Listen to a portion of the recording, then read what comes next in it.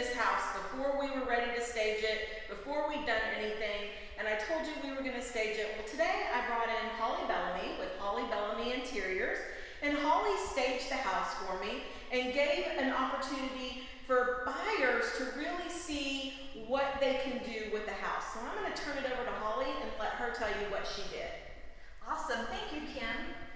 This is a really great project and a really great example of how important staging is. When you have a great open space like this, originally intended to be a formal dining and a formal living space, we really want to show buyers what they can do with this space. So many people aren't even utilizing a formal dining space, but they are working from home.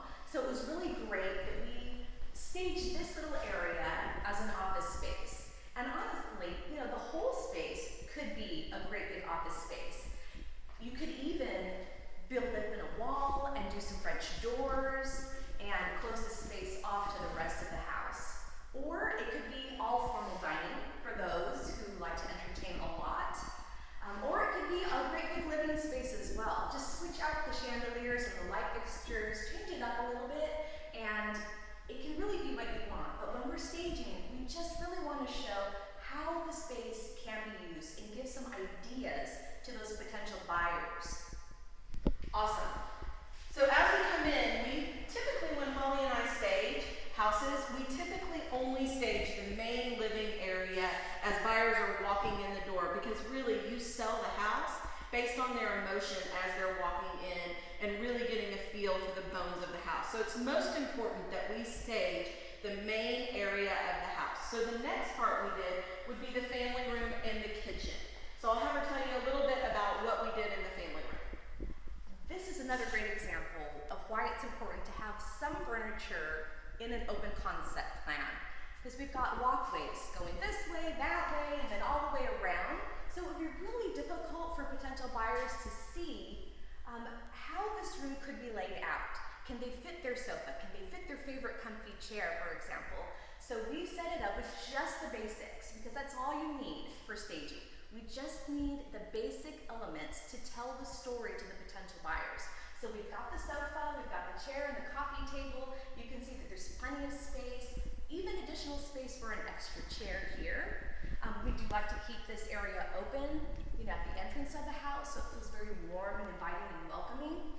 But again, just the basic pieces, a few accessories on the coffee table. Let's highlight the fireplace in that feature, because we always want to highlight the best features in the home. So some really pretty art there. And look, we just leaned it up on the mantle. We kept it super simple. We didn't have to hang it up and worry about that. So less is more. Use the minimal pieces.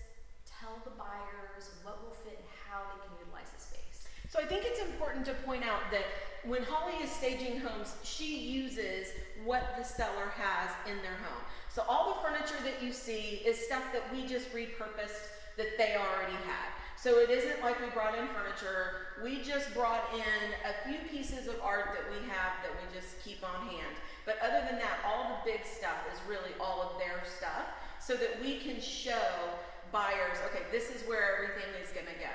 So the last place we're going to hit is the master bedroom, because the master bedroom is really an important room for the new owner to see what they can fit into their bedroom. And I think it's important because the king size bed, for most buyers, don't know, oh, will our bed fit here? So Holly, take it away.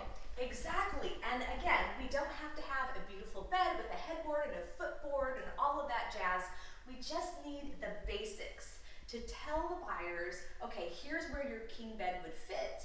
You still have some space for nightstands, even though we don't even have nightstands in this space.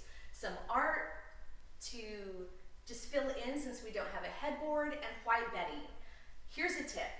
Always use white bedding when you're selling a home. It's clean, it's crisp, everybody likes white, it feels fresh and new. So it's inexpensive too, which we like, right? Awesome. And the last thing we did is we just defined a little sitting area, just so that people can see, oh wait, there's enough room for our chair and our reading nook, if you like to have a little reading nook in your master bedroom as a getaway, if you will. So just a few things that we did. So I want to thank Holly for coming in today. We are keeping our social distance, just so you know. And if you have any questions for Holly, Holly's main business is interior design. She's a great interior designer. So if you're looking to make a remodel, change out some colors, and do some new fun things, give Holly a call. Thanks so much. Thank you, Kim.